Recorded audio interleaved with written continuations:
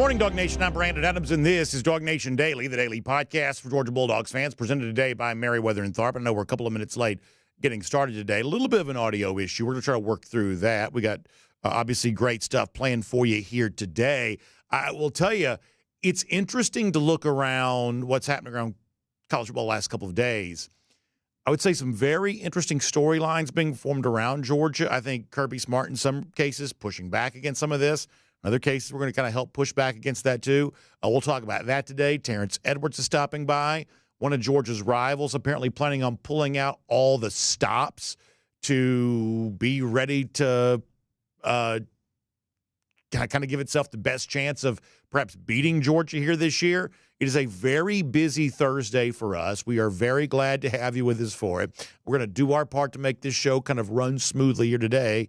And we'll just sort of see how it goes. So we're glad you're here. It is DawgNation Daily, daily podcast for Georgia Bulldogs fans, presented today by Merriweather and Tharp, and it begins right now. Today's episode of DawgNation Daily is brought to you by Merriweather and Tharp, your source for Georgia divorce. Find them online at georgiadivorceteam.com. Presented by DawgNation.com. This is DawgNation Daily, the daily podcast for Georgia Bulldogs fans. Here's your host, Brandon Adams.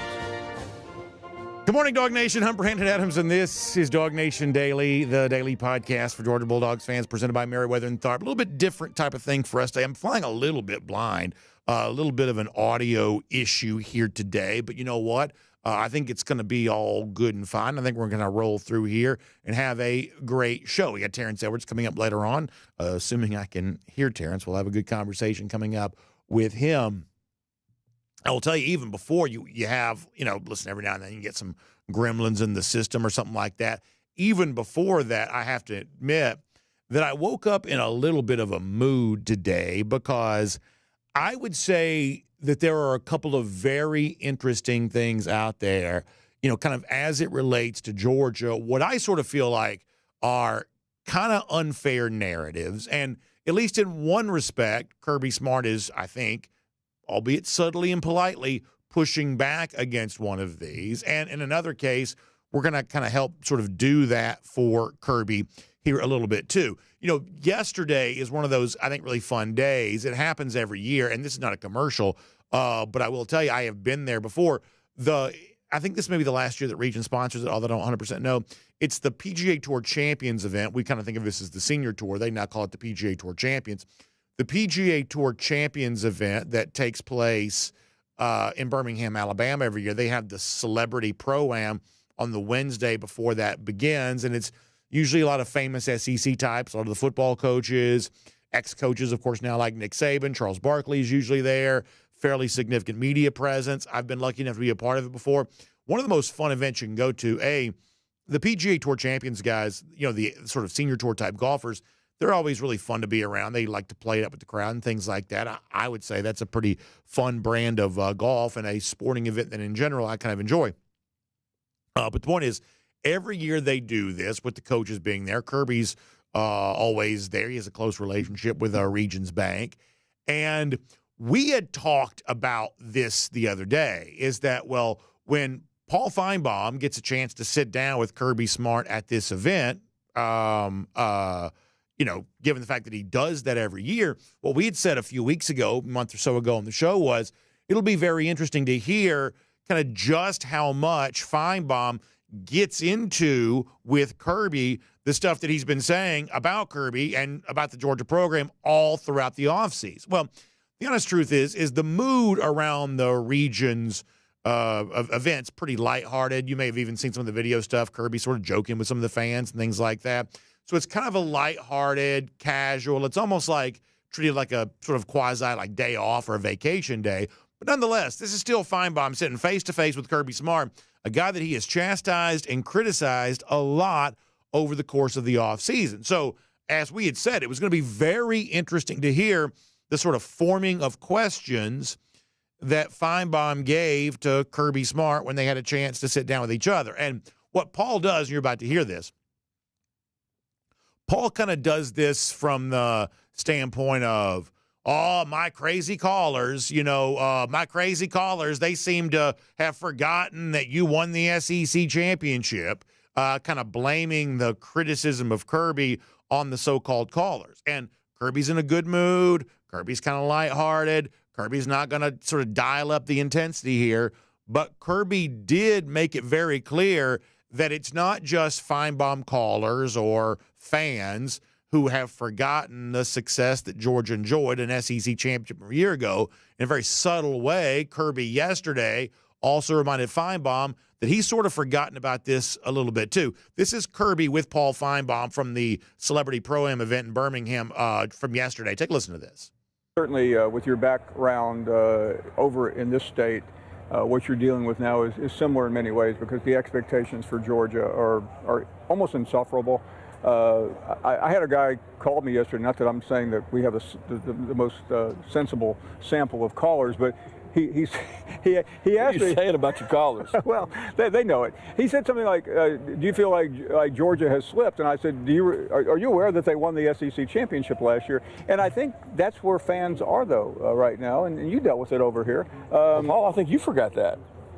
I did forget that because I now look at your program as if you don't win the national championship, it feels disappointing. Well, that's a good thing that you do that because I actually think that it's a great thing when you win a 16-team SEC conference, and it's probably one of the best years we've had in terms of winning games. And it is hard to do when you play, 7 or 8 top 10 teams, which we were able to do. But I really don't get caught up in it. I love the expectations. Okay. I embrace that. I think that's a good thing because if it's not there, then what are you playing for, All right, very quickly, let me say this. I am very thankful to say I can now hear, which is one of those weird things when you're doing the show, and I don't know, I do the show every day. We've done it for 10 years. You just sort of get very used to doing it the same way. There's a certain comfort level you have.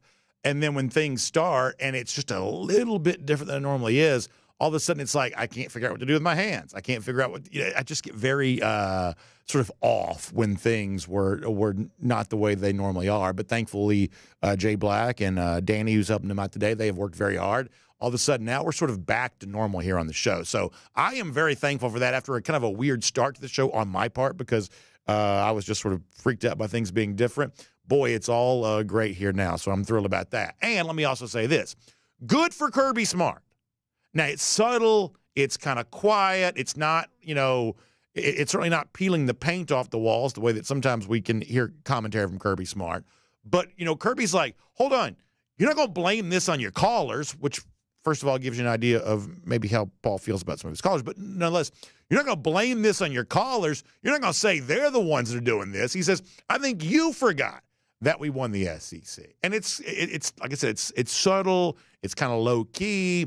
It's not, certainly, amplified, but good for Kirby Smart saying, Paul, you ain't going to blame this on other people. I know, now he doesn't say this, but we know that, at least I presume this is what he's thinking. I know what you've been saying all off season long. I know. I think you forgot about that. And if you don't know what we're referencing here, let's go back to, it was on the Atlanta radio station 680 The Fan a couple of months ago or whatever. Finebaum at that time, a lot more bass in his voice talking about Georgia when Kirby wasn't right in front of him than he was with Kirby face-to-face yesterday. I think Smart with a wink and a nod let him know that he'd heard that. But let's get a reminder of all the stuff that Finebaum, all the big talk from Paul back when Kirby wasn't sitting right across from him at that desk. This was from 680 The Fan. I frankly believe Georgia's problem is at the offensive coordinator's position. I think Kirby Smart, for as great as I believe he is, and I know you guys agree, is being way too loyal to Mike Bobo, and I would get rid of Bobo today. I think that's really that was the frustrating part of last season. I mean, I think you could walk down Peachtree Street and get a better offensive coordinator than Bobo, but I know I sound like a Finebaum caller now. Yeah, so he does sound like a Finebaum caller. And frankly, it's not very becoming to blame that commentary on Finebaum callers when he himself is the one who made it. And yet, with a chance to sort of address some of that face-to-face with Kirby Smart yesterday, chose not to do it. And so, Smart's certainly not going to pick a fight. But when he says, I think you're the one that forgot we won the SEC, and then Smart goes on to talk about what he views as the value of winning this SEC in this particular time. But I would say good for Kirby Smart for sort of saying it that way. Good for Kirby Smart for saying, hey, I'm aware of what's being said right now. whether you want to bring it up with me face-to-face right now or not. But believe it or not, in a weird way, this isn't even the sort of media narrative thing that I'm sort of the most frustrated about when it comes to Georgia here today. Let me give you a completely different thing from a completely different sort of media organization. So I'm looking, I do this every morning, wake up early, kind of looking for stuff for the show and kind of just seeing what's out there, making sure I haven't missed anything from the last time that I checked in. And so I'm going to major national website. You perhaps have heard of it, cbssports.com, and scrolling through there, seeing what's going on.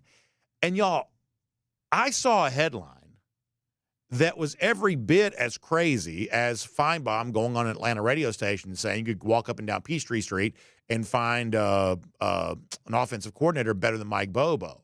I saw a headline that I thought was, if you'll allow me to explain, even crazier than that. If you're watching on video, let me show you this on the screen here just for a moment. This coming from cbssports.com. John Talty's the writer, although perhaps not the architect of this headline. But here's the headline. It says, Kirby calm as UGA whiffs on another 5-star. What are we doing? What are we doing? You got Paul Finebaum, ripping Mike Bobo all offseason and then not confronting Kirby about that directly when he had a chance to. And now you've got CBS Sports, big headline, Kirby whiffs on another 5-star. He's calm about it, but he whiffed on another 5-star. Now, let me ask you this. When you look at Georgia's recruiting success, forget about like the last 5 years. Look at like the last couple of years. I mean, clearly Georgia has not gotten every 5-star that it has pursued. And it has not gotten every 5-star it's even been a finalist for. And obviously Jackson Cantwell was an example of that this week. You can think back to Justice Terry a year ago. But is whiffing on 5-stars suddenly like the prevailing theme for Georgia recruiting? If you'll allow me to, and maybe I'm incorrect for viewing it this way, I would suggest that, oh my gosh, Georgia's whiffing on all these 5-stars. I would suggest that is a difficult narrative to push when Georgia got a commitment from a 5-star quarterback 1 week ago. And they were, the number 2 class or whatever in the country for 2025. I mean, this idea that Georgia's just whiffing on 5-stars left and right. I mean, Georgia is in the mix for a lot of 5-stars. It doesn't get them all. Like, what would Georgia's batting average on 5-stars need to be in order for it to be acceptable? Like, can you imagine this headline about any other program? I mean, I'm not saying like the media's out to get Georgia, but what is this headline? Like what is that? I mean, can you imagine anybody else being held to a standard of if you don't get every 5-star, all of a sudden now you're whiffing, swinging and missing, you're whiffing. Now, let me tell you this. What's interesting, this is sort of inside media stuff. Maybe you don't care about this.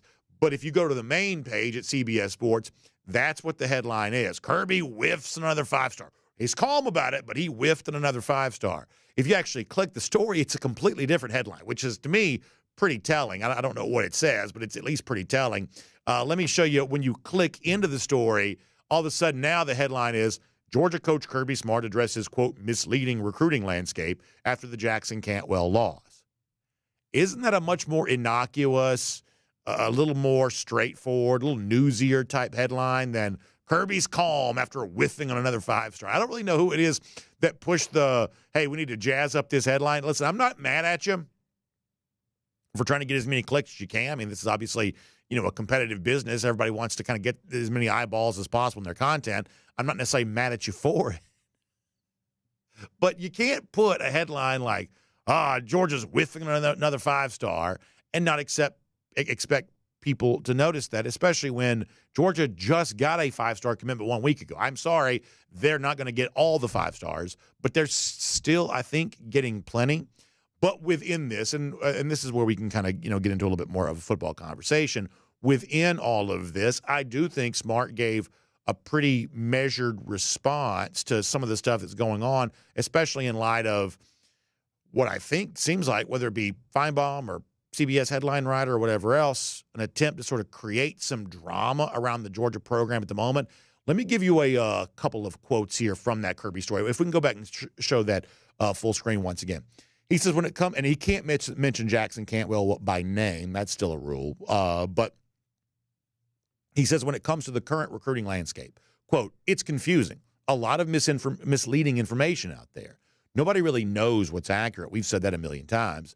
He goes on to say a lot of schools are approaching it in different ways. We hear something different from every school, so I don't know that anybody really knows. He's referring to the NIL landscape. But then he goes on to say this, and this is where it's important. And this is why no matter what people try to do to sort of make Georgia into this thing that's having a hard time holding up under the pressure of modern-day college football, if you're a Georgia fan, take some comfort in the fact that Georgia stays being Georgia, Kirby stays being Georgia, and nobody's intentional attempt to sort of infuse drama into their situation, Georgia remains pretty resistant to that and resilient in the face of all of that. Here's a quote from Kirby Smart that proves that. He says, we've had some really good football teams, and we've got a great state to recruit from. He says, we've got a great university to recruit to, academically and football-wise. It's been a pleasure to be there. And don't you love that? And, listen, I'm only kind of like half serious about, Finebaum saying what he said, the CBS headline writer saying what he said. I'm only like half serious about that, but it is a little bit annoying, isn't it? Kirby remains calm after whiffing another 5-star, or Finebaum in an offseason which Georgia is coming off an SEC championship. It was in the college football playoff, spending the entire time sort of fanning the flames of Mike Bobo hysteria, only to not actually make good on a chance to ask Kirby about that directly in the sort of one-on-one interview that other media members will never get. I mean, that is a little bit annoying that all of this sort of like, pro wrestling style hype and storyline writing is going on. That is a little bit annoying. But even in the face of all of that, Georgia just, I would say, looks like a pretty calm and, straightforward approach to all this, whether it gets Jackson Cantwell or not. Georgia's going to keep doing what it's doing. And in the midst of all that, Kirby Smart, I think, also gives you a pretty interesting statement, too, that with all the craziness of who's actually paying what for NIL and what are the rules going to be, and what's the, what's the landscape going to be like, Kirby says, in the midst of all of that, hey, we're just going to keep recruiting to our state. We are fortunate to be in a great state for high school talent. We're fortunate to be able to lean into that, and that has been, I think it could continue to be, a little bit of a secret weapon for Georgia in the midst of all of this. And as I read that quote at CBSSports.com from Kirby Smart yesterday, I couldn't help but think back to something that Jake Fromm had said on our show just the other day when I was asking him about, as a recruit watching Georgia in year one, Georgia didn't have great success. And yet somehow that 2017 signing class for UGA, which I think at the time was the best class that Georgia had ever signed, they remain confident. They remain steadfast in their belief that things could be different. And in talking about that on our show on Tuesday, I thought Jake offered a pretty good explanation of what made him and guys like Richard LeCount or Malik Herring and others a little bit different. It was, as homegrown Georgia recruits, the love that they had for their in-state school. This is really strong stuff. It dovetails nicely with the quote we just heard from Kirby Smart. This is Jake Fromm from Tuesday. We're buying what Kirby was selling. We believed in him and the product that he was trying to form and produce there at Georgia. And I think a lot of guys, especially me and Richie, Nate, Malik, JJ, like a lot of us just loved Georgia. And so there was that kind of emotional tie that we had. It's like, it was unwavering for us. It didn't matter whether or not they went 7-5 in the regular season or not. Like, hey, man, we were coming, and then we had a lot of belief in our own abilities that we were going to make that difference on the field. So let me try to tie all this together here. In a quote from CBS Sports, Kirby Smart says, hey, in the midst of all of this, we're just going to keep recruiting guys in our state. In addition to others, Jackson Cantwell's obviously from Missouri, and he's going to Miami, not a Georgia guy necessarily. Georgia's still going to go after elite prospects nationally when it has an opportunity to. But the through line for every signing class for Georgia is also going to be a bunch of guys in state who have the sort of love for Georgia that Jake Fromm described him and many of his classmates having way back in 2017. I think that can be a secret weapon for Georgia. And it is an example of the fact that Georgia just sort of stays doing business as usual, no matter what people try to say about them. People will try to panic pedal about whatever's happening with Mike Bobo or they'll try to panic pedal about whatever happened with Georgia and NIL in light of the Jackson Cantwell news. But Georgia's not easily moved off of what it believes are its steadfast principles. Kirby Smart is not easily swayed from doing the business the way that he knows it needs to be done, which is going out and battling one right after another, one elite recruit after another, many of those in state. So I think if you're a Georgia fan, you ought to take some comfort in that. A bunch of people from a lot of different major national media companies are going to try to push all kinds of storylines when it comes to UGA. You know what? I don't think that Georgia has to worry about that too much. At Georgia, business is going to continue to be done the way it's always been done. And for now, for Georgia, business is still very good. My name's Brandon Adams, and this is DawgNation Daily, the daily podcast for Georgia Bulldogs fans, presented today by Merriweather and Tharp. And don't I sound different when I sort of can hear myself and sort of know what the show's supposed to be? A lot more comfortable now than I was when the show first began. Once again, thanks to Jay and Danny, everybody else who kind of helped get me kind of back on the right track here. And, of course, thanks to all of you for being here, too. Live on video, 10 a.m. across all platforms. Radio, Athens Sports Radio 960 Rev, podcasts, wherever you find them, including the world-famous DawgNation.com. Just really happy to have you with us on the show today. And a big thanks to our friends at Merriweather and Tharp who make it all possible for you. You know, they are your source for Georgia divorce. That's what Merriweather and Tharp is. And listen, I love the level of service they're able to provide for people in an incredible time of need. And I'm like you, I don't like divorce. I certainly know people who've been personally touched by it, and I'm sad for them. You know, that it is a serious, weighty topic. It's never been something we've taken lightly around here. But I do very, very comfortably speak about Merriweather and Tharp, because for people who are in a challenging time of life, what better thing to do for those people than to give them a great resource? And one of the reasons why it's so easy for me to talk about Merriweather and Tharp, even though the divorce process is not an easy thing to discuss, is for the simple fact that I see the way Merriweather and Tharp goes about what it does for people in their time of need who are facing a divorce situation. Their attorneys who walk with people through this, they do it in a very generous way. They understand that people just want to be happy, and people just want to sort of figure out how to put the pieces back together and to protect the relationship they have with their children, for perhaps, or protect the sense of security they have around their finances. That's what our friends at Merriweather and Tharp are all about. And they've been doing this for folks in the Atlanta area a long time, but now they're doing this for people all across the state of Georgia, and their website reflects that. It's GeorgiaDivorceTeam.com. That is GeorgiaDivorceTeam.com. So no matter where you are, Athens, Peachtree City, Carrollton, Savannah, places all like that all throughout our state, you can be in contact with a divorce attorney from our friends at Merriweather and Tharp in your community. They understand the court system there. They understand all of the aspects of that, and you can have that free initial consultation with them, and then you can make the decision to hire Merriweather and Tharp to walk with you through your divorce proceedings. So please reach out to them. It's GeorgiaDivorceTeam.com. That's the website, GeorgiaDivorceTeam.com. Merriweather and Tharp is your source for Georgia divorce. All right, we are running a little late here, so I'm going to try to pick up the pace. Got Terrence Edwards coming up in a moment.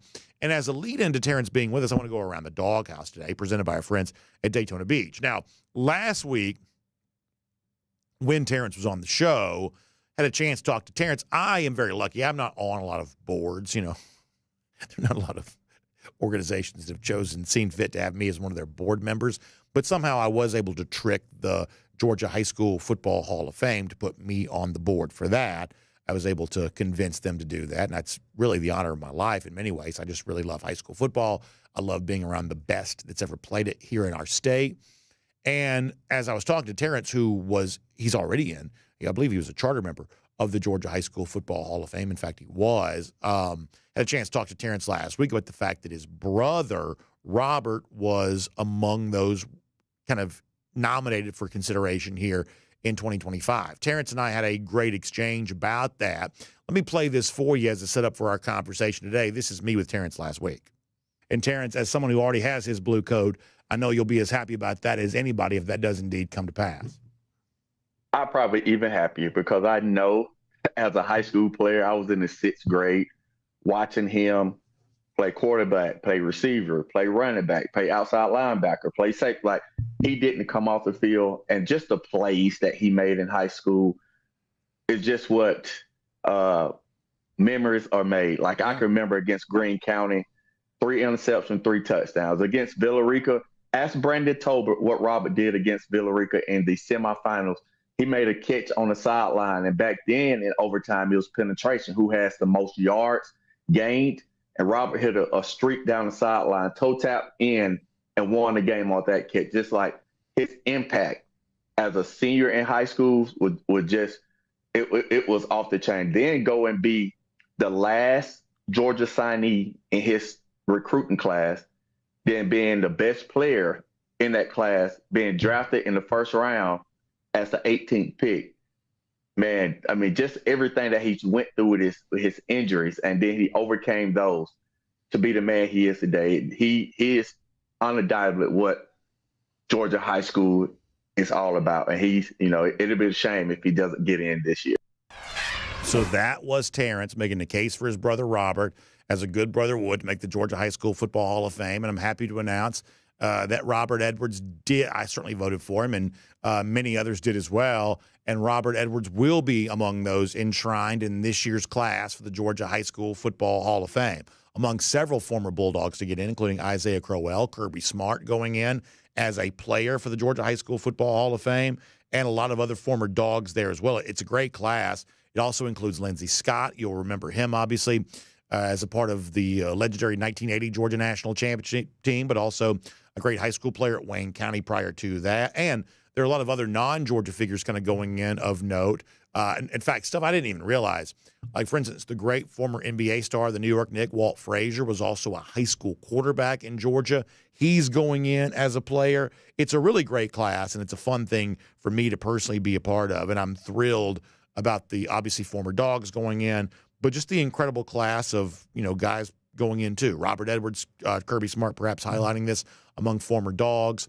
But a really, really fun experience, and it's so great to have Terrence Edwards making the case for his brother, and happy to give you some good news there on that. We'll talk to Terrence about this here coming up. Prior to that, though, let me remind you, it's around the Doghouse presented by Daytona Beach, and it is that time when folks are thinking about vacations and fun experiences like that, and, of course, you don't ever have to twist my arm to go to the beach, and when I'm thinking about great beaches, I really think about a beach that I grew up going to and have loved for a long time. I'm thinking about Daytona Beach. 23 miles of shoreline, easy to get to here from Atlanta because you can fly directly there. They've got an international airport. You've also got so many fun things to do when you get there, delicious restaurants, wonderful outdoor activities like to fish, like to surf, you like to play golf. And if you like great hotel deals right now, it's a great chance to get one of those too. Check out DaytonaBeach.com/hotel deals for more on that. That's DaytonaBeach.com/hotel deals for more on that. So many fun things happening at Daytona Beach as you head towards the summer. And so I think it's time that you find out all about that and find out how you can be a part of it. Grew up going there, plenty of great memories, and it's a chance to make some new memories at Daytona Beach right now.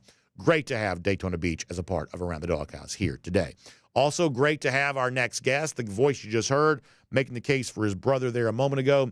And now it'll be another Edwards, another Washington County former star, joining us in the Georgia High School Football Hall of Fame. Great stuff there on that. Let's talk to Terrence Edwards right now, DawgNation Daily, presented by Merriweather and Tharp.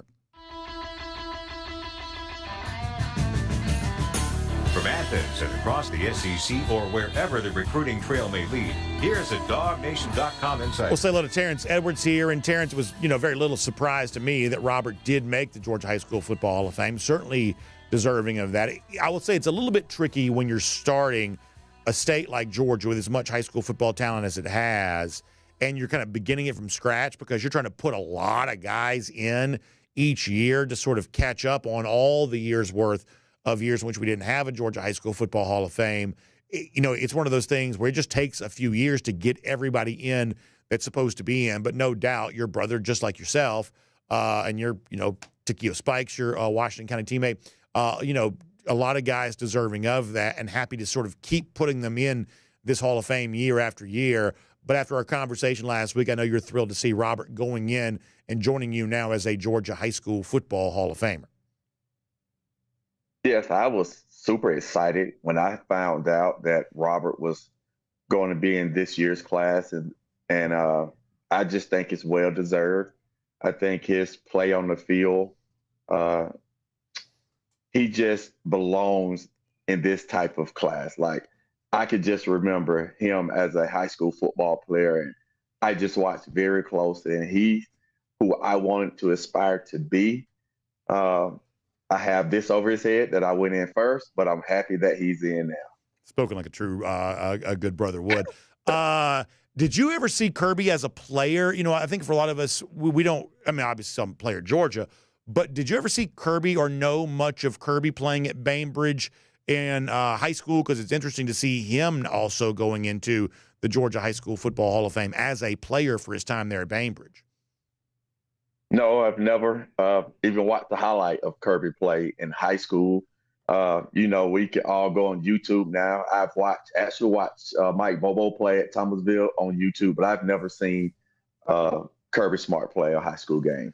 You know, yesterday Kirby was on the Finebaum show, and one of the things that kind of got into was obviously the sadness that he still deals with on the passing of his father. And I'm imagining, I haven't heard, you know, Kirby say this, but I'm imagining that, you know, going into the Georgia High School Football Hall of Fame for him later on this fall might end up being just a great way to sort of pay tribute to his time in Bainbridge, obviously being coached by his father, Sonny Smart, who meant so much to that community. And also I know coached in Alabama for a long time too. But I'm imagining that almost ends up being a great way for him to pay tribute to his father and the time that he spent with him and what, you know, Sonny Smart meant to Bainbridge. I'm guessing that probably ends up being a really good tribute for that in Kirby's mind, if I had to guess.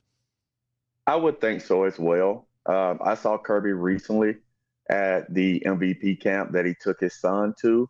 And just throughout our conversation, I just said, I know you have a lot to deal with. You have a lot of people that you have to be the protective of. I just asked him, like, how are you doing? And, you know, he's had some good days and some bad days, but this is going to be a great day for the Smart family. And I know his dad, his son is going to be looking down. And as all of Kirby accomplishments, this is going to be a proud moment for the Smart family. Yeah, no doubt about that. What do you think about the fact that allegedly we're now paying 16-year-old offensive linemen $2.5 million in NIL money? Now, I don't think either one of us mind players getting paid, but is it getting out of control if we're giving a guy like that this much money, as Miami reportedly has done? What do you make of all that? You know, as I've said this whole time, I'm so happy that these players have been able to get compensated for their talent. I'm 26, 27 years, born too early. But I've also said I think there has to be a limit on incoming freshmen and what their ability to earn. I know that's, you know, not the free market enterprise in the world. If you should be able to earn as much money that you should, and I get it, and I understand that. I'm not disagreeing with that at all.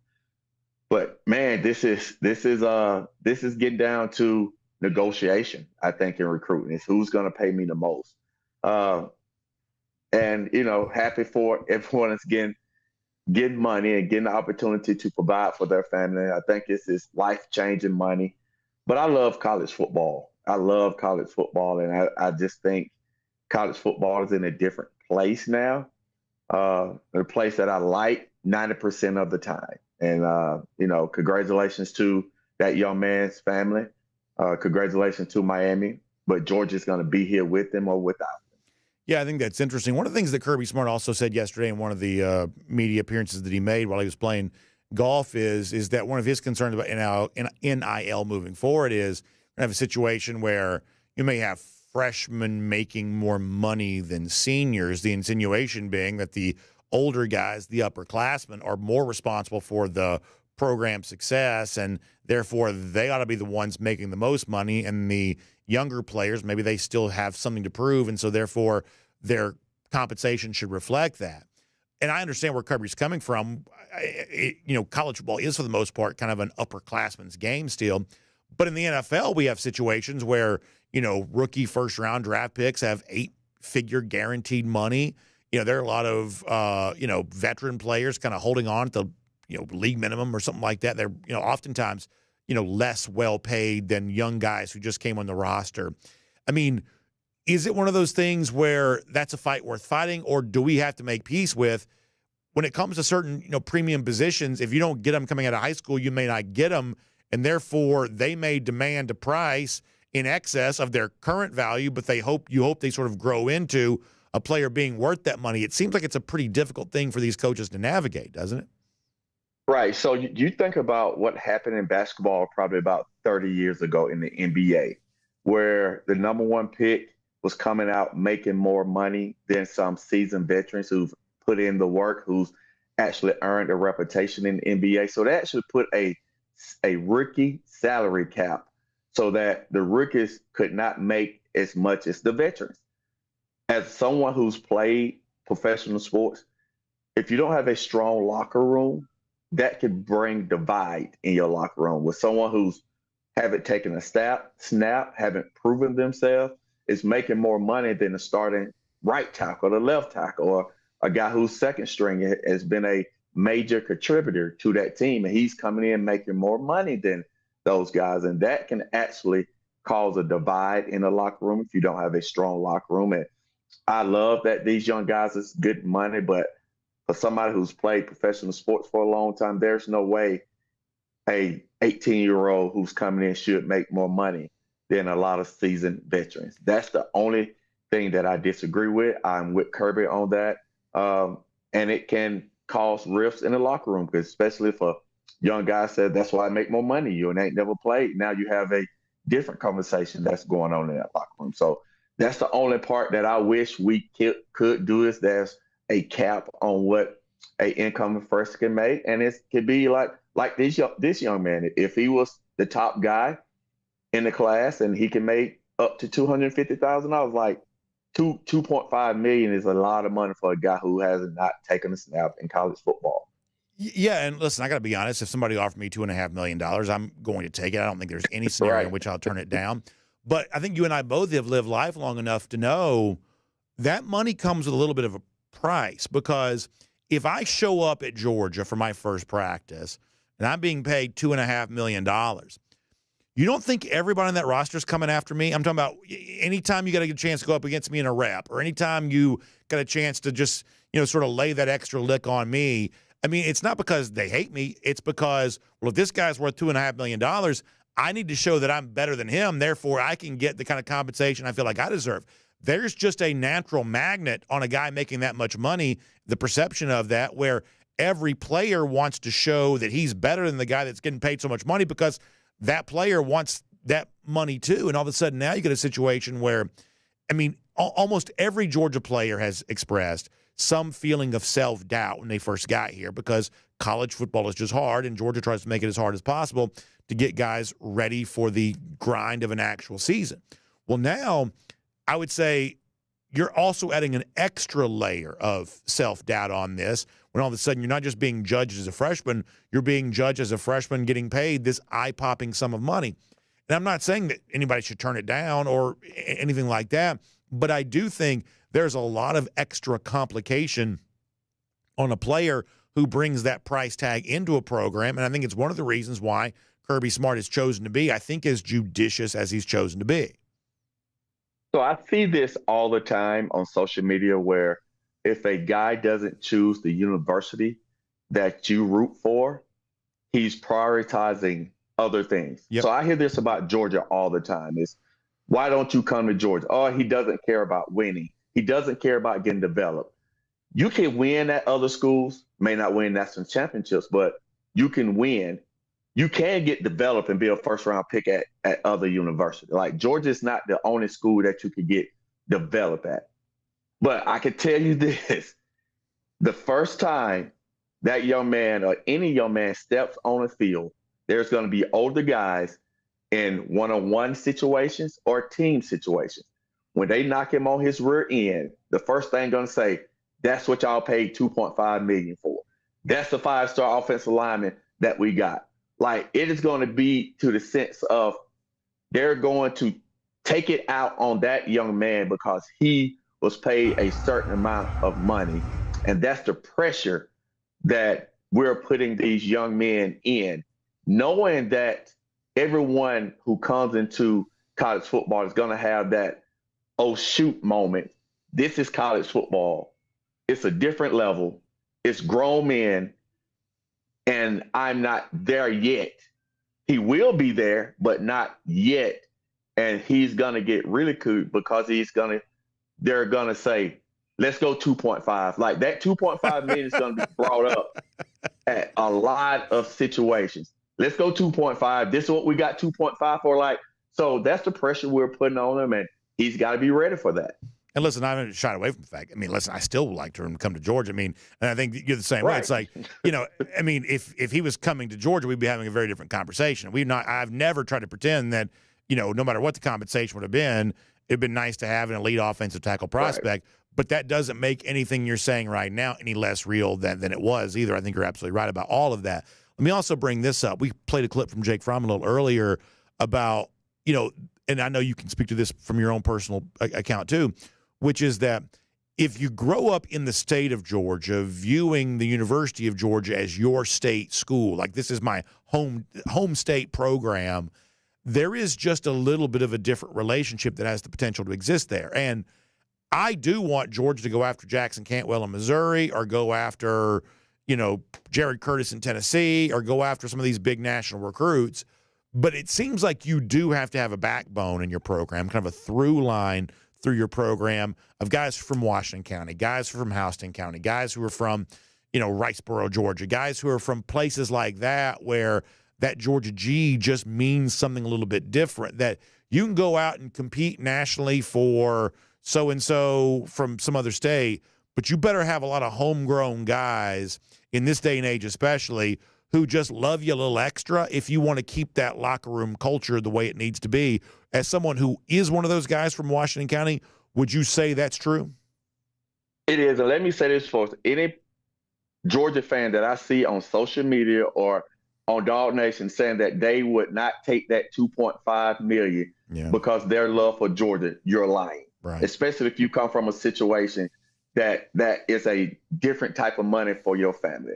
I love Georgia, but if I was coming out of high school and was offered $2.5 million, I'm pretty sure I would have took that $2.5 million. So I want to make that clear that young man took the money, and it is okay.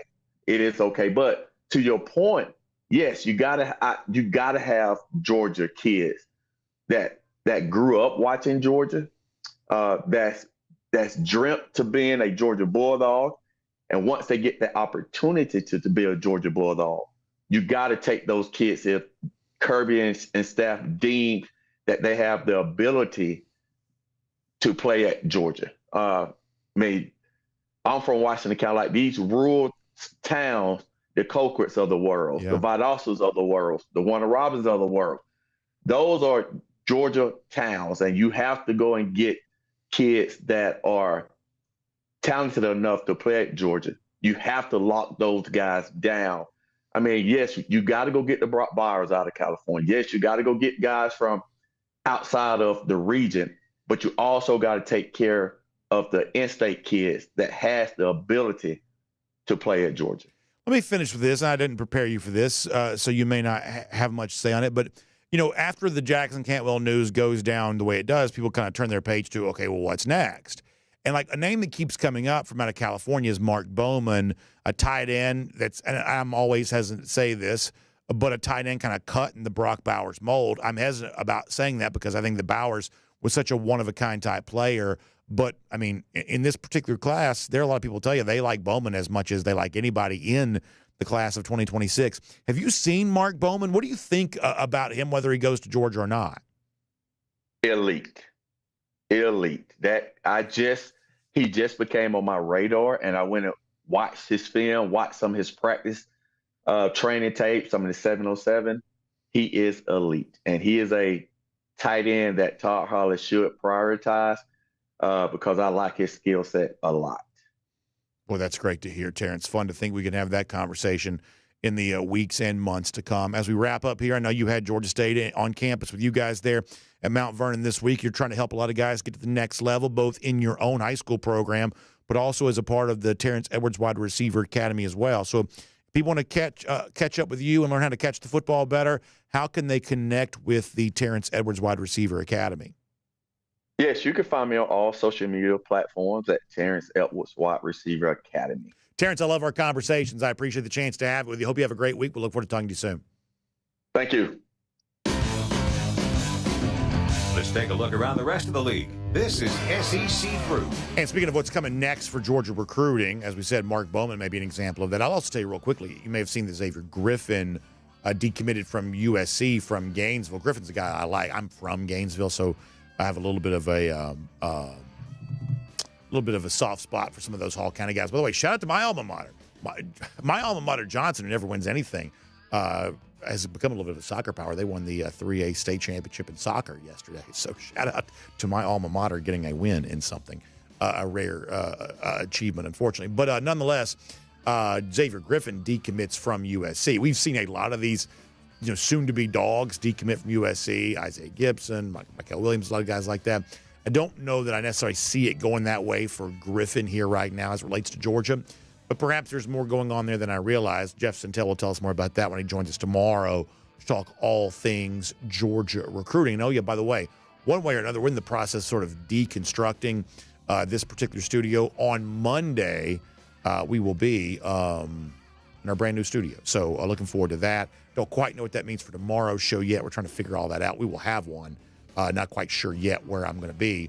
But by Monday, in the brand new studio, looking forward to being with you for that. That comes up on Monday. Now, after all that, let's get ready to go cruise around the SEC, courtesy of Royal Caribbean. And I'll tell you, yesterday, Royal Caribbean made a bunch of announcements, which some of this we kind of knew a little bit about, but really exciting. And as we kind of roll into this summer, then the end of the year, and then moving on to next year, Royal Caribbean stays active in delivering unbelievable new experiences that sort of redefine the cruise vacation. You already know this upcoming August, we have the debut of Star of the Seas, the brand new Icon class of ship sailing out of Port Canaveral. I am personally really excited about that because I love Port Canaveral. It's the closest port to me, and I love Icon of the Seas. And to have another Icon class ship, I just think is amazing, especially one so close by. You also may have heard us say this, in December of this year, the Royal Beach Club is going to open in Nassau in the Bahamas. And, Nassau is a port that's probably the most visited cruise port. Anyone who's ever cruised, for the most part, has probably cruised out of Nassau. And so therefore what ends up happening sometimes is people sort of feel like kind of been there, done that, had that experience. Well, the Royal Beach Club is going to change all of that. It's going to be an incredible new experience. It's going to open in December. It's just going to be a wonderful, wonderful way to get the most out of a Nassau cruise stop with an awesome, kind of exclusive beach club from Royal Caribbean, kind of right there at the port, sort of a short water taxi right away. You're going to get there. Going to be an incredible experience. But in addition to that, very similar to what the Royal Beach Club has been and what Perfect Day Coco Cay has been, Royal Caribbean also talked more yesterday about the brand new Perfect Day coming to Mexico in the future at the Costa Maya port. They're also opening a Royal Beach Club in Cozumel. Royal Caribbean's just rolling out so many new things, and I can't wait to tell you more about it. Jessica Slater can tell you even more than that. You can give her a call, 770-718-9147. That's 770-718-9147. You can also email her, jslater@dreamvacations.com. All right, so let's roll through a couple stories here. You may have seen this yesterday. Tennessee fired up about getting a chance to host Georgia in September. So much so they are, and I don't think this is the first time we've ever used this verb for one of our lower thirds. Tennessee is checkerboarding Neyland Stadium for the UGA game. What does that mean? The checkerboard end zone, the orange and white. Every now and then, they'll also do this in the stands as well, where one stand is orange, the other one's white. They kind of make the checkerboard look in the stadium. This is something they've done before. They did this before the Georgia game in 2017. You remember that? Georgia won that day. Trying to remember. Oh, yeah, 41. They're up 41-0 at one point in time.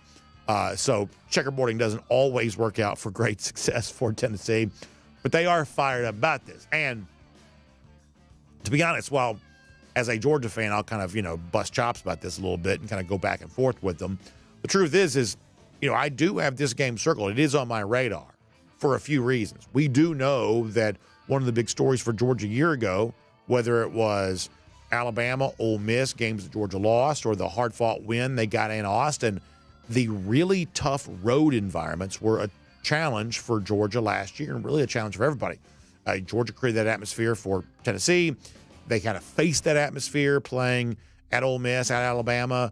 And really, on paper anyway, the kind of really tough road game for Georgia next season is at Tennessee. And I will tell you, while a lot of people think the Vols are going to fall apart because Nico Iamaleava is no longer with the program, I don't necessarily see it that way. I still think this counts as a really tough game for Georgia, coming right before playing Alabama, at least on the schedule, with an off week in between.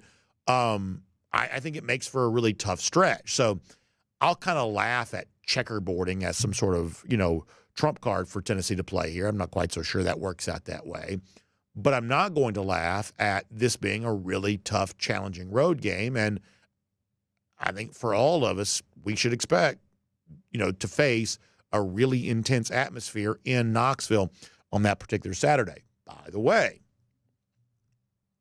as it relates to Georgia, Tennessee, stay tuned. Could be some fun announcements coming up as it relates to DawgNation and all of that. I can't tell you that now, but we will get into that here coming up in due time. But getting ready for a big one in Knoxville in September.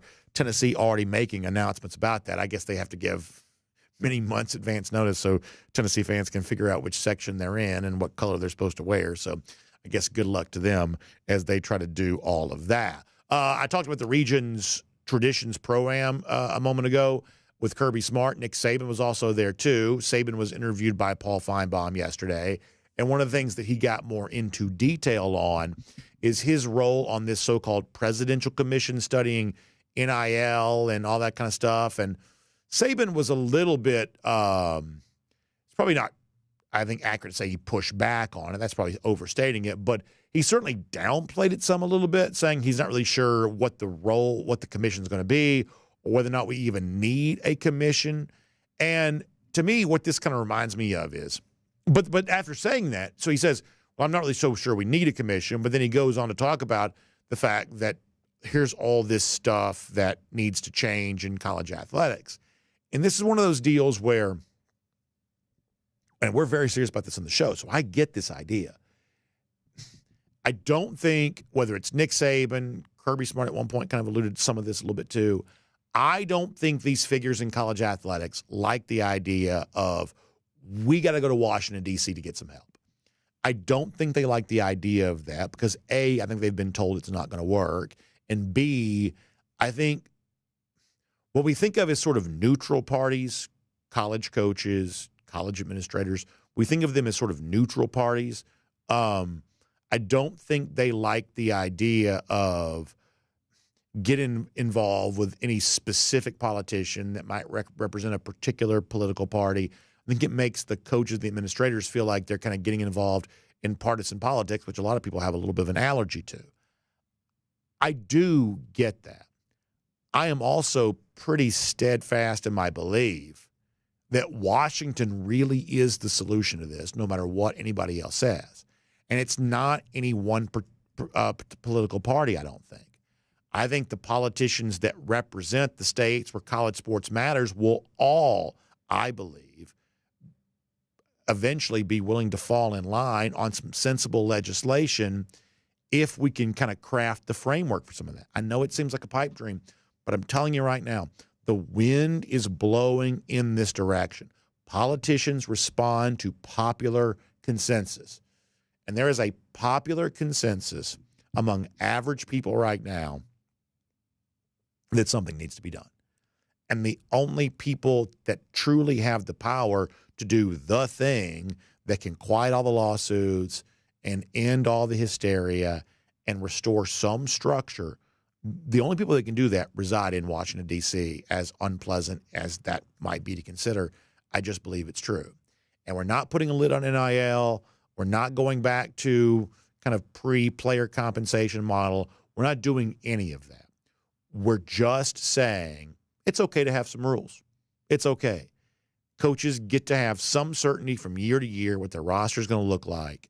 There's not a million transfer portal windows. There's not the fear that something can change at a moment's notice, that a Nico situation or whatever else could happen where you just kind of keep coming back and demanding more and more and more and more. We're going to put some rules in place, and we're going to have some structure. Kirby, Saban, everybody else. You're hard-pressed to find anybody in college athletics, whether they've always felt this way or they just sort of feel this way now. You're not going to find anybody in college athletics right now that isn't pro-compensation. The debate is not around compensation. In fact, I'm not even quite so sure the debate even exists around capping compensation. I think regular market forces will take care of that.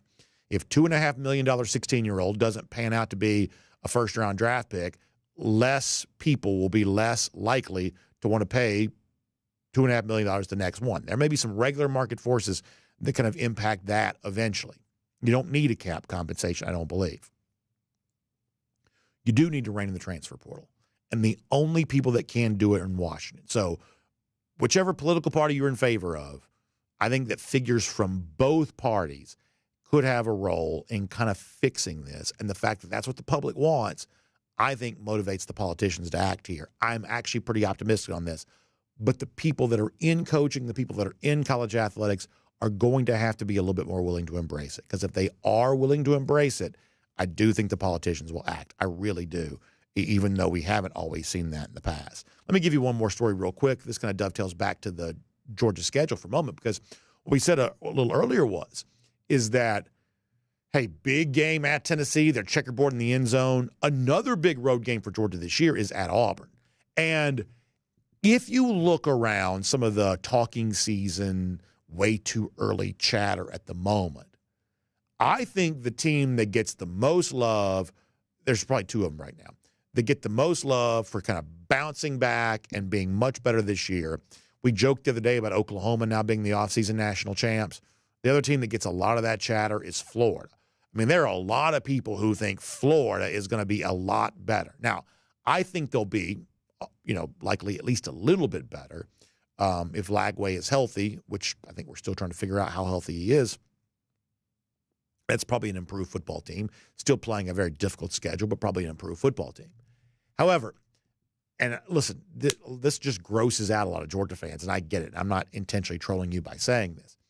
The SEC team that I still believe that could be far better than its current perception is probably Auburn. I just think this may be a team that is a little more dangerous, especially for Georgia, because this is a road game for Georgia. We said before, tough road games. Auburn, I believe, is a tough road game for Georgia. And yesterday, Hugh Freeze, talking about his own quarterback depth there, says he really likes it. He thinks that, they are among the deepest teams at the quarterback position in America. And you understand where he's coming from on this. They bring in Deuce Knight as a freshman. He's got a really bright future. But right now, it certainly appears that Jackson Arnold is in line to be the starter. And I'll tell you, I think the situation for Arnold at Oklahoma a year ago is a pretty weird one. I don't quite understand why he was treated, at least what to me looks like fairly harsh treatment. I don't know why he was treated as harshly as he was. I would not be surprised at all if he's a guy that really kind of establishes himself as a pretty comfortable SEC quarterback working in a very quarterback-friendly system like that of Hugh Freeze. And I know that Freeze is a punching bag and a little bit of a punchline of jokes, and I get where that comes from. I also know that Auburn, I think, has been building towards trying to make this a little bit of a bounce-back year, and I take that pretty seriously.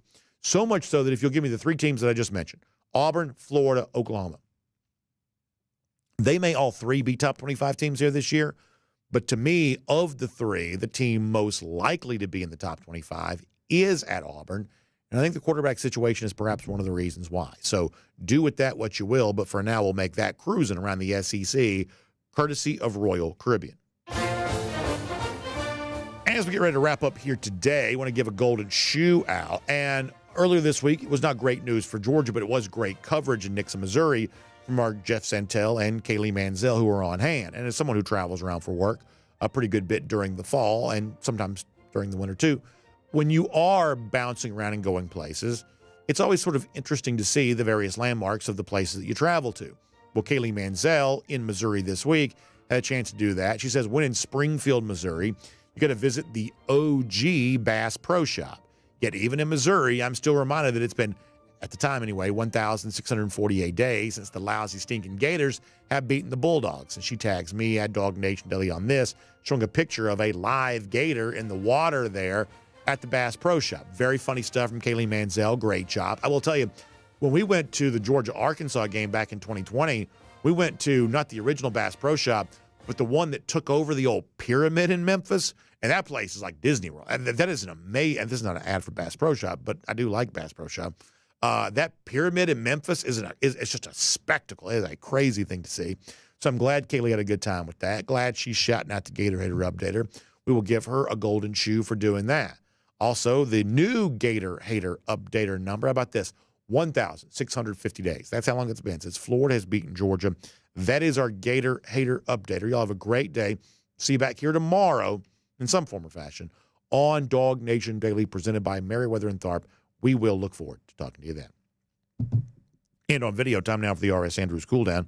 R.S. Andrews, when you turn to for your air conditioning, heating, plumbing, and electric needs. They show up on time. They do the work that's promised, the price is promised. You can trust them on all of that today. I may have to go off my phone here for the comments for the simple fact that my cords are all tied up. Let me try this.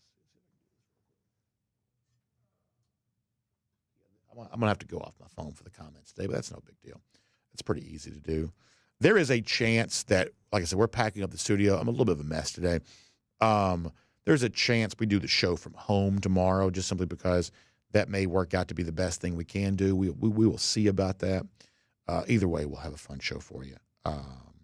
Elite GB, by the way, good to see our buddy Elite in the comment section. He says, Bass Pro Shop always takes my money. Yeah, I think that, I'm a big fan of storefront retail. I'm not going to get into all this right now, but I do, every now and then I like to go to a store and look around. I like the experience of shopping in a store. I do. I enjoy that. And Bass Pro Shop, I think, does that really well. They're not a sponsor. I don't think they ever probably will be, but I do enjoy that. Elite GB also says, BA, just stay home tomorrow and do the show from your living room. Yeah, as you obviously heard this morning when our show began, and I was sort of kind of a mess, I don't like for things to be different than normal, and as easy as it is to sort of sit home and do the show from there, it's hard to kind of get your game face on when you're sitting at home, just to be completely honest. Hard to quite get into the same vibe that you get into when you do it here. But tomorrow it may make some sense to do that. How about this? Colby Strouder checking in to say, hey, BA, proud to be the new father of our first junior dog fan. We spent a week in the NICU, but prayers are answered and we are home. That is amazing, Colby. Thank goodness for all that great news. So glad to hear everybody doing well. And I will tell you that for our first, Charlie, my son, we were in the hospital for about a week too. My wife had like really high blood pressure and stuff like that, so we didn't get to go home either. That's a really nerve-wracking deal to the point where I thought for a long time we may only have the one because my wife was so traumatized by the one birthing experience she had. Eventually, of course, we did go on to have a daughter, and that was like going to a drive-through. And it's crazy to think how different kids can have such different experiences. I mean, we were in and out in 5 minutes with my daughter, and my son was like, one of the more harrowing experiences of our lifetime. So sounds like you had kind of a wild ride there, but I'm so happy y'all are doing well. And Colby, I can't tell you how much I appreciate you popping in here to celebrate good news with us. That's thrilling news. So happy to hear that. Jerry Dog Fan says you need to bring that broke clock behind you to the studio. So many of you know about a year ago we did move. The broke clock did not come with us. So I don't know what happened to that. I guess we gave it away. Perhaps we got an estate sale. I don't know. But the broke clock did not come to the new home. So y'all have to, if we do the show from home tomorrow, there will be no broke clock. That sadly did not make it. It's one of those things, the broke clock never really bothered me. What was the Big Lebowski line? It sort of just brought the room together. I mean, to me, the broke clock was just sort of a thing to put on the wall. But it was broke. We tried like crazy to fix that thing. It would never keep time. It was truly a broken clock, which may be right more frequently than I am. But nonetheless, the broke clock is no longer with us. Colby says, our experience sounds very similar to your first. She had the cord wrapped around her head. He says, but if you didn't know that, completely normal, happy baby now. Yeah, I mean, I don't want to get too deep into all this, but like when you watch, like when you experience childbirth, it is just such an amazing miracle. It is amazing to me. And this happens, millions of times, every day seemingly, whatever, but just it's an amazing miracle. And my son the same way. It's like after everything they'd been through, it's like, he's just fine, just ready to go, ready to start life, ready to begin, ready to get after it. Wild ever since. But the actual experience of bringing a human being into the world is wild. What a thing that is. What a thing that is. Ridgefly shouting out Jeff Sintel for being, as he says, the ultimate professional during the Jackson Cantwell interview. Yeah, I thought that Jeff did a great job with that. I really did. I thought he did a really good job. And I thought that Jackson was cool to sit down and do it. Maybe not giving every answer the way exactly you would have wanted to, but that's his story. And he's telling his story on his own terms. Good for him for doing that. And I thought that Jeff asked the sort of questions that did get us to something a little closer to some sort of understanding on that. Elite GB says those NICU nurses are the best of the best. Yeah. Serving people in a really challenging time. No doubt about that. Foster Moss says the broken clock bearded BA days back in 2020 were wild. Yeah. Every now and then one of these, y'all have like the phone, like pictures pop up on the phone. Like, I don't know why, just memories. I really don't know why it does that, but it does. I always end up looking at them. And every now and then one of those bearded pictures of me will pop up. It is crazy to think, because that's the only time in my life I've ever had facial hair. That's back in like early pandemic days. I will tell you, and once again, I'm not going to get too deep into this. Pandemic changed me forever. I am a completely different person post-pandemic than I was, pre-pandemic. And I will not be explaining further, but I am a completely different person. But like early pandemic, when I had the beard, that's back when I thought it was kind of fun. It was like a snow day for a little while there. Like, we're just going to, better not say too much, but like back when we thought it was only going to be a couple of weeks, hey, we're just going to kick back, relax, I'll grow a beard. That's back when it was fun. Let me not say much more. Let me go to DawgNation.com for a minute. We will see how they are doing.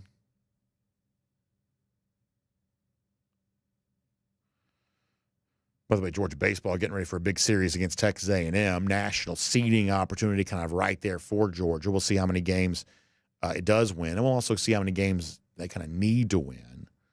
We'll check all of that out.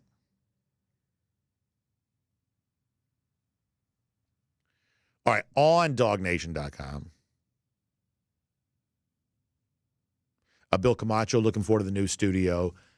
I'll be totally honest, and I'm very thankful. We have great people who've been working behind the scenes on this, especially Jay and Cody. They have spent so much time behind the scenes.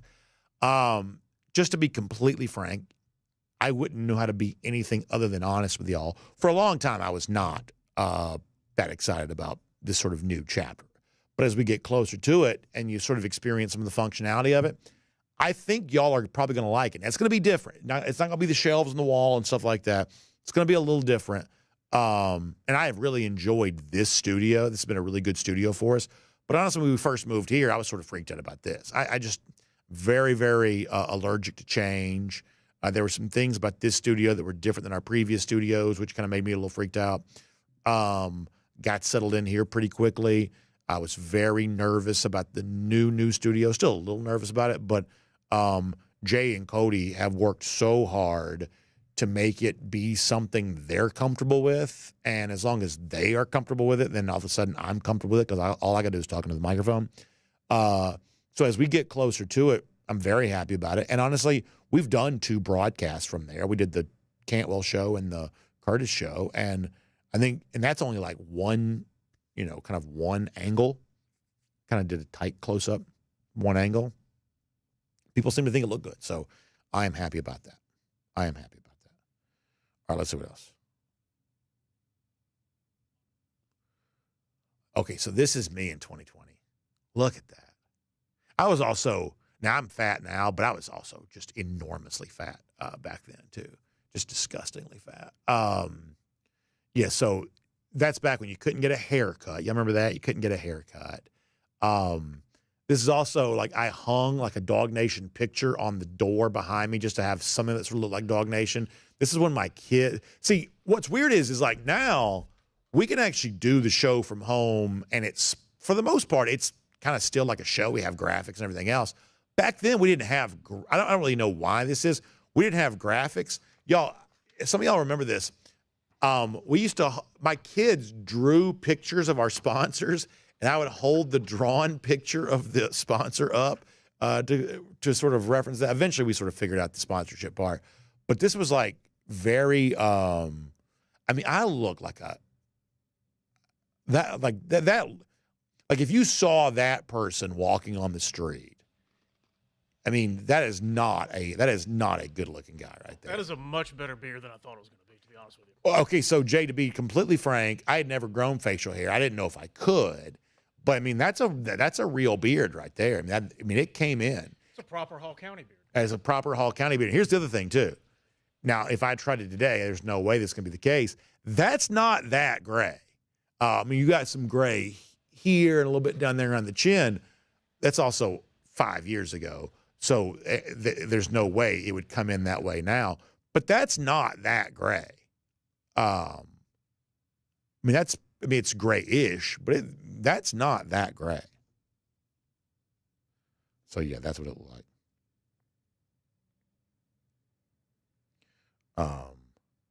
UGA Marine says, I've got to go with the 2 on top, double 0. Listen, I can't get the Marine haircut. Here's the part of the reason why I've got a lot of hair. I have a very funny shaped head. My head, like you go to like in Halloween, you go get the pumpkin. How kind of like it looks good on the front, but it's all like dented in on the back. That's pretty much what my head looks like. So there will be no 2 on top with the clippers for my head for sure. Speaking of an earlier story, Ken Holcomb says Tennessee can checkerboard anything they want, but the Dogs be playing chess while the Vols are playing checkers. Kent, that's a great line. I love that.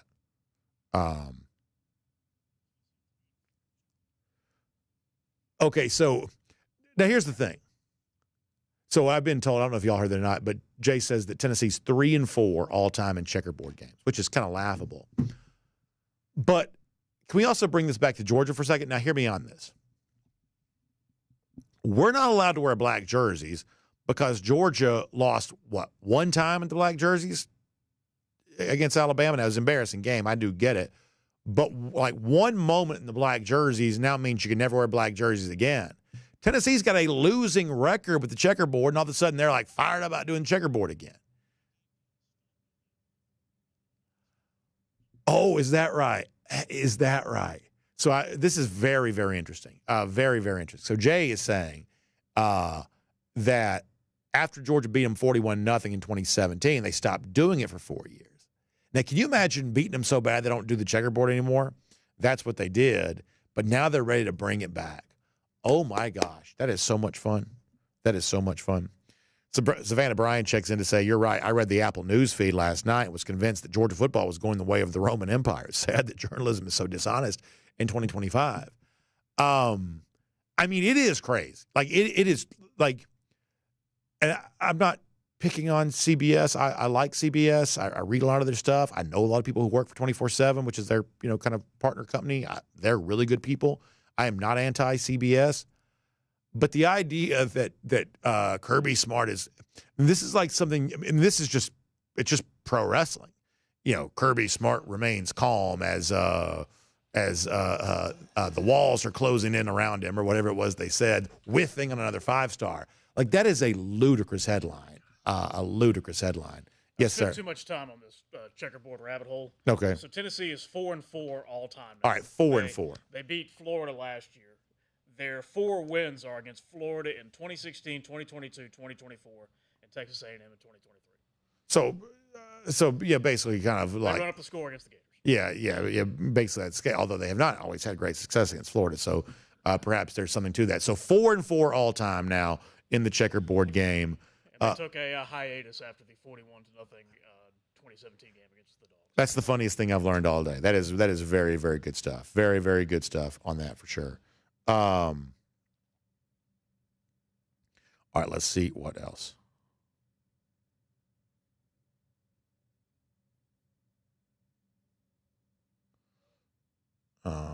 What else here at DawgNation.com?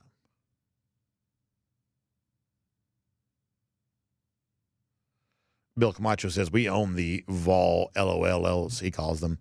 So Tennesseeing is not tenant believing, to kind of borrow the line that Matt Rukavina has made famous. Pretty funny stuff there on that. Speaking of Matt, let me see if I can check in on the Facebook side, see how people are doing over there for a minute. No doubt, probably a lot of good stuff going on. Over here on Facebook,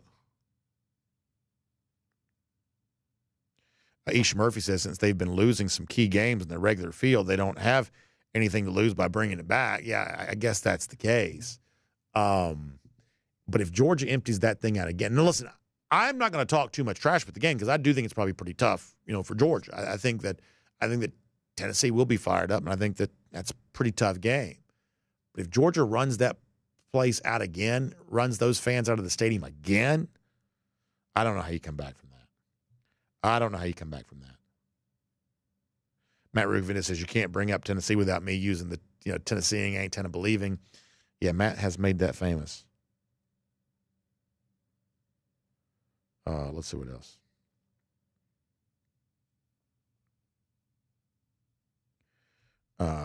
Grady Darcy says I was at the Tennessee game and he says I think he means 2019 when Georgia played there. They came to Athens in a pandemic 2020, but in 2019 Georgia played there, and there was a very, very large contingent of Georgia fans there that day. Huge, huge collection of Georgia fans.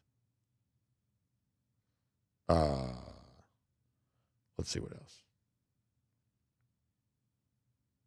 Susan Levy says it's a sad day when they have to use a gimmick to get fired up trying to beat us. Yeah.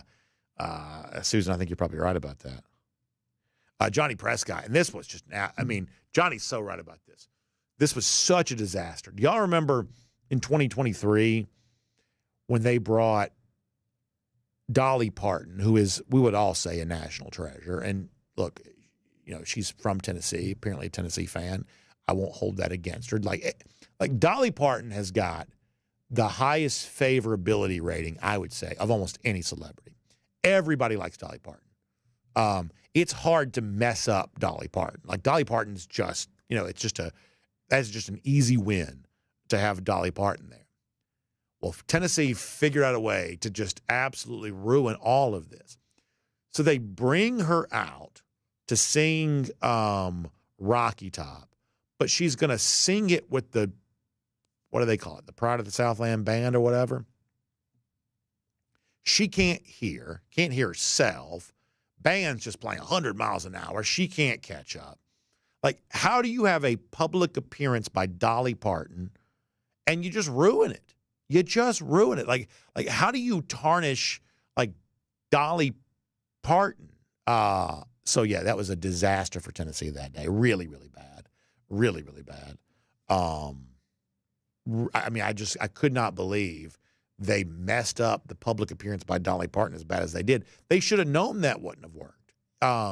When you're near the marching band, if it's playing like right in front of you, you can't hear anything.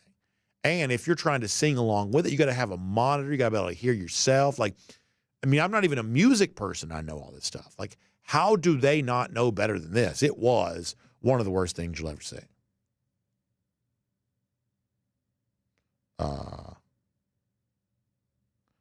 Let's see what else. Yeah, so there's Dolly that day with Peyton Manning. And she was really gracious, really, magnanimous about the whole thing. I actually got a chance to see her up close a couple times that day, which was kind of cool. Big, major celebrity, of course. Fun to see Peyton walking with her. But they just set her up to fail. And it's not Dolly's fault. It's Tennessee's fault. They just set her up to fail. Great pull on that picture, by the way. Brian Whitaker asking if Eddie's packed up and ready to move. Eddie is. Eddie bring the $1 million bill with him. I almost decided to talk about the $1 million bill today and tell you what the $1 million bill is all about. I decided to wait on that, though. One of these days we'll talk more about why Eddie carries around $1 million bill. One of these days we'll do that. Matt Rugavina says, Dolly sent flowers to my brother's funeral. What an amazing thing that is, Matt. I'll have to hear that story. First of all, I'm sorry for your loss, but that sounds like a story worth hearing for sure. All right, let's do one more kind of trip around the comment section. Let me go back to YouTube here for a moment.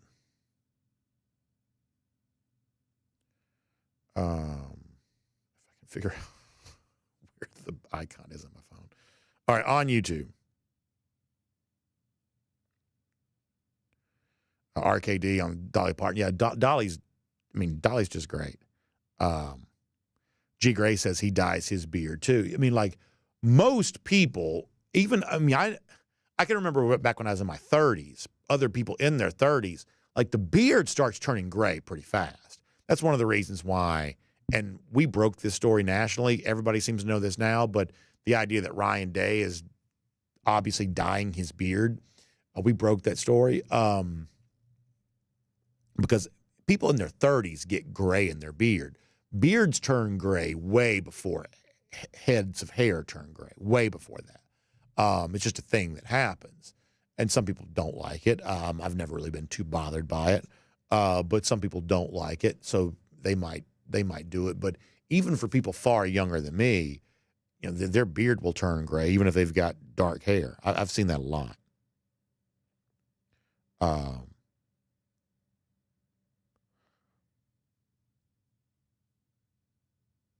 A lot of love for Dolly Parton in here.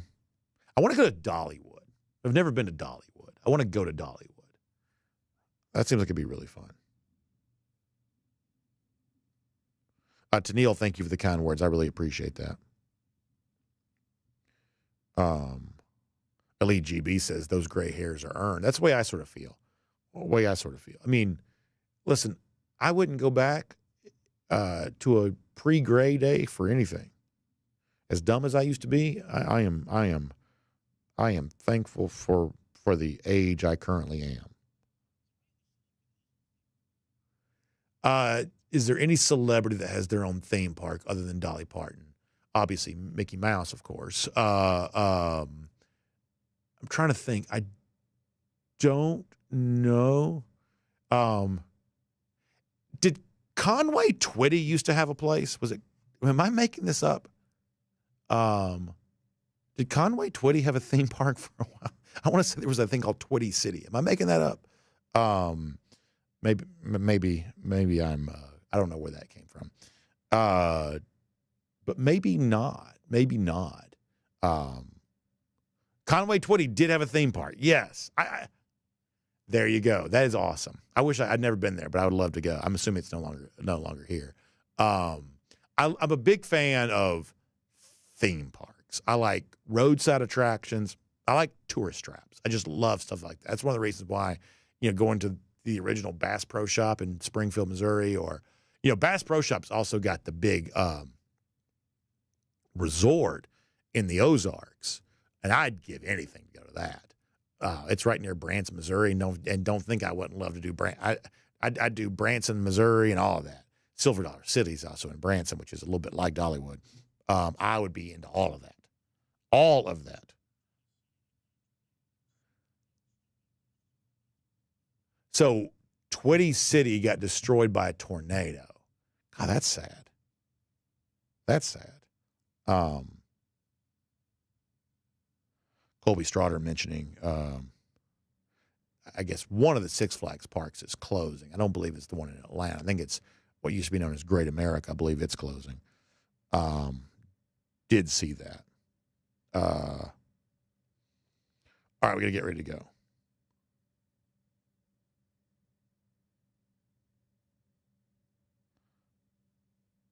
Anything else? Colby Straughter says Dollywood is amazing. We take our youth group there for our camp every year. Long drive, well worth it. Yeah. I think it'd be a blast. I really do.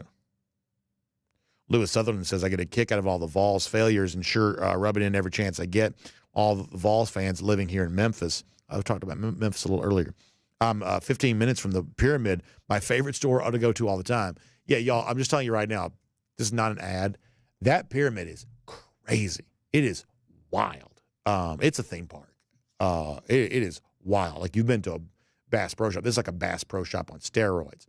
The pyramid is the old arena in Memphis. It used to be where, like, when Penny Hardaway was at Memphis, they played in the pyramid. There's a new arena now that the Grizzlies play in.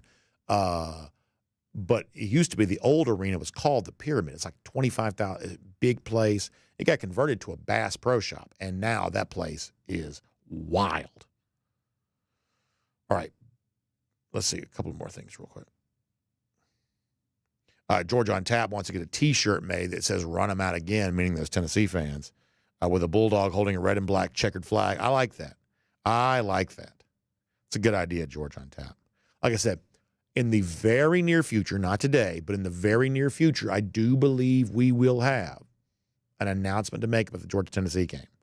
If you know, you know. It's one of those type of things. But I do believe we'll have that announcement to make.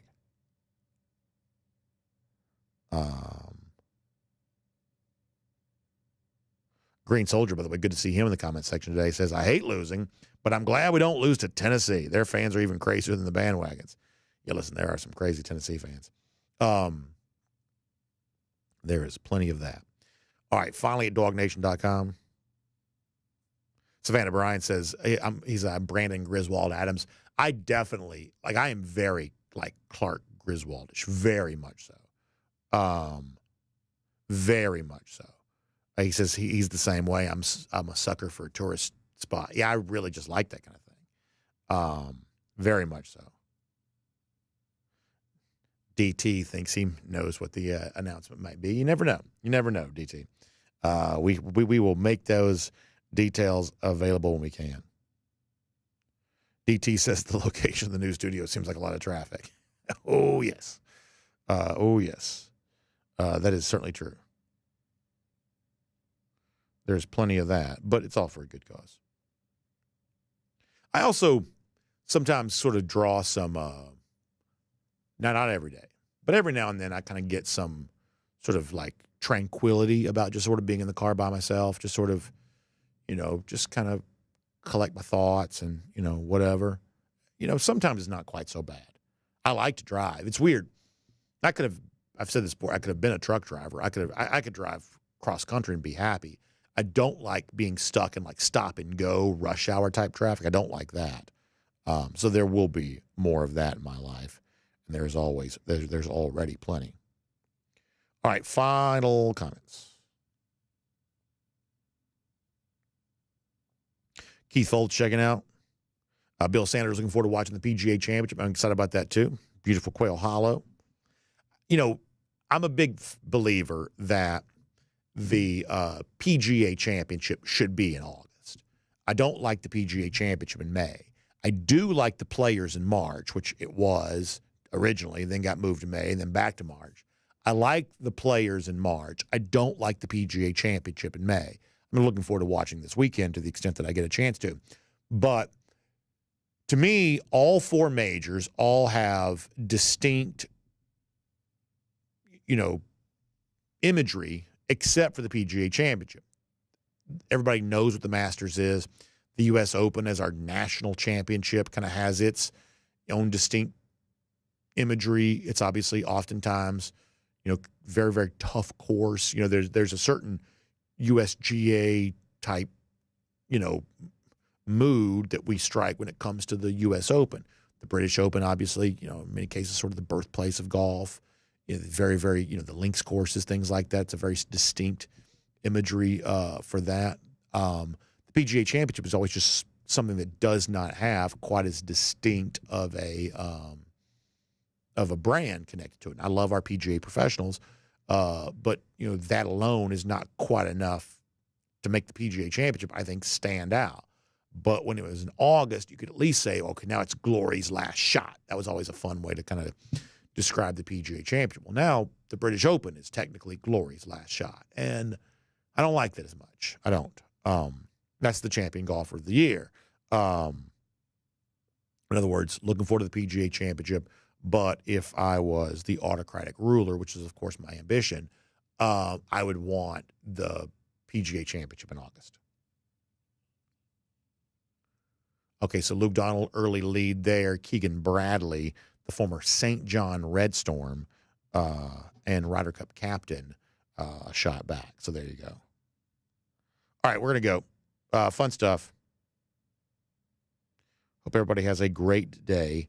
In some form or fashion, we'll be back here tomorrow. A lot of this depends on, I'm just be completely honest. I've been the entire show looking at this desk. I brought my wife's car to work today. I got to try to see if this desk fits in the car. If it does, I'm going to do the show from home tomorrow. If it doesn't, we'll probably come back here. Either way, Monday, we're going to be in a brand new studio. So y'all check out RS Andrews online, rsandrews.com, for your air conditioning, heating, plumbing, electric needs. They show up on time. They do the work that's promised, the price promise. You can trust them on all of that. Warm weather's basically here. We love this time of year, but ACs are working overtime. We understand that. And if you've got an old, tired unit, you're perhaps worried about it making its way through the summer that we haven't really gotten to it yet. Well, our friends at RS Andrews can give you the peace of mind you need by getting your unit tuned back up to factory fresh specs, and it may only cost you $99 to do so. So find them online, rsandrews.com, for your air conditioning, heating, plumbing, electric needs. They'll get your AC tuned up, keep you cool all summer long. One more time, online, rsandrews.com. Have a great day in some form or fashion. We'll see you back tomorrow for DawgNation Daily, presented by Merriweather and Tharp. We'll look forward to talking to you then.